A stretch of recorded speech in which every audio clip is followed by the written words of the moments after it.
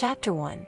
The root of scarcity, where your fear of money comes from. 5. The 4 invisible money contracts. Before you could think critically, you likely signed invisible contracts about how life and money work, based on your family's culture. See if you recognize your primary contract, the contract of struggle.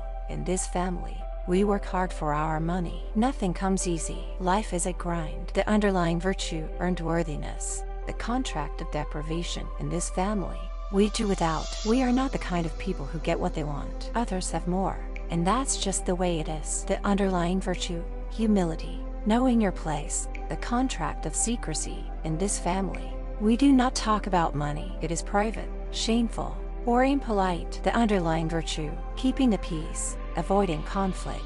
The contract of illusion. In this family, we use money to look good and keep up appearances, even if it means going into debt. The underlying virtue, belonging, being accepted. These contracts were survival strategies for a child in a particular environment. You are not blaming your past. You are bringing these hidden agreements into the light, so you can consciously decide, do I wish to re-sign this contract, or am I ready to nullify it and write a new one? 6. The cycle of scarcity and fear. Scarcity thinking creates a self-perpetuating, vicious cycle. Scarcity anxiety control exhaustion or scarcity. Let's break it down. Scarcity, the core belief of not enough, is activated. Anxiety. This belief triggers fear and stress in the body and mind. Control. In an attempt to manage the anxiety, you grip tighter. You micromanage every penny, obsess over budgets, or become fearful of any risk. Exhaustion. The energy required to maintain this level of control is immense. It leads to mental fatigue, burnout, and decision paralysis. More scarcity. Exhaustion clouds your judgment, making it harder to see opportunities or think creatively. Impulse spending for temporary relief, or poor long-term decisions can follow, reinforcing the original belief in scarcity. Psychological studies, particularly those on what is termed the scarcity mindset, show that when people feel deprived or under threat of lack, the brain enters a survival-oriented defense mode. This state reduces cognitive bandwidth, impairs problem-solving abilities, and encourages short-term, reactive thinking. That's why the more anxious you feel about money, the harder it often becomes to make wise financial decisions and hold onto it. 7. Money is a mirror of emotion. At its essence, money is not a cold, dead number in an account. It is a flow of energy, a symbol of exchanged value, trust, and human creativity. And like all energy, it responds to your emotional state. When you are anxious, contracted, and fearful, the energy of money tends to drift away, or you push it away unconsciously. When you are open, trusting, and feeling worthy, it flows toward you with greater ease. Awareness. Pause. Take a quiet breath and ask yourself, how does my body feel when I think about money? Do you feel a tightness in your chest, and not in your stomach, a sense of dread or confusion, or perhaps a feeling of calm and possibility? Simply notice the physical sensations without judgment. This somatic awareness is your first and most powerful step toward healing. You are learning to listen to the language of your body, which often speaks the truth your mind has been conditioned to ignore. Healing practice.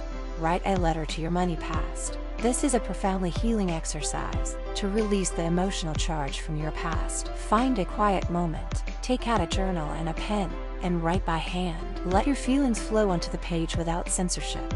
Begin with these sentences. The first time I felt money wasn't enough was when, at that time, I felt the message I learned about money from my family was. Since then, I have learned to feel and act around money by. Dear money, I want to tell you, when you write these lines, you are not just recalling memories. You are making peace with your past. You are acknowledging the wounded parts of yourself and giving them a voice. Emotions release, fear softens, and space is created for a new story to begin. 8. The science of scarcity. When fear hijacks your mind, the scarcity mindset is not a character flaw. It is a measurable cognitive phenomenon. Research in behavioral economics and psychology shows that the feeling of scarcity, whether of time, food, or money, captures the mind. The bandwidth tax. Preoccupation with scarcity consumes your mental bandwidth, your cognitive capacity, and executive control. It's like running too many programs on a computer at once. Everything slows down and becomes prone to crashing. The tunneling effect. Scarcity forces your brain to focus intensely on the immediate, pressing lack e.g., how will I pay this bill? While this can create a short-term burst of problem-solving for the specific issue, it creates a massive blind spot. You become unable to see long-term solutions, creative opportunities, or larger patterns. You are simply tunneling through the crisis. This is why financial anxiety can feel so paralyzing. It's not that you are incapable, it's that your brain is, quite literally, overloaded. The practices in this book, especially the somatic and awareness exercises, are designed to calm the nervous system and free up this essential cognitive bandwidth, returning your innate intelligence and creativity to you.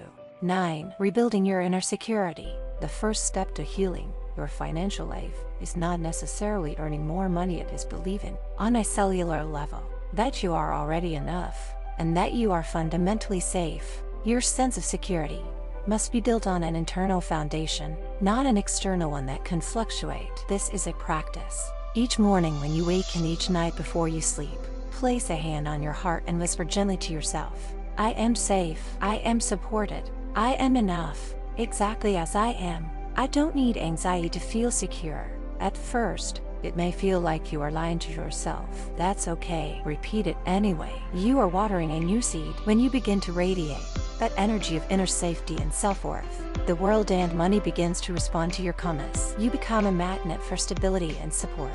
Chapter summary. Money is your mirror. Your fear of money is not your fault. It is the understandable result of your upbringing, your culture, and the beliefs you inherited. But starting today, you have a choice. You can choose a new story. You can consciously select thoughts that support your well-being. I am worthy of abundance. I deserve to be financially free. I allow money to flow easily and joyfully into my life. Money is no longer your enemy or a shadow to be feared. It becomes a mirror, reflecting back to you the state of your inner world and your journey of growth. Daily practice, the Abundance Awareness Journal. For the next week, commit to this simple practice each day. Write down 3 things that made you feel supported, provided for, or rich in a non-monetary way. Examples. The sunlight felt warm and nourishing on my skin today. A friend bought me coffee and we shared a deep, connecting conversation. I had exactly enough money in my account to cover my bills this month. I found a beautiful flower growing through the pavement on my walk. My body is healthy and allowed me to walk and breathe today. This practice is not about denying financial reality. It is about retraining your brain's filter. You will start to realize, with growing certainty, that abundance in its many forms has always been here, supporting you. You are simply learning to see it. 本音频由魔音工坊 AI 生成。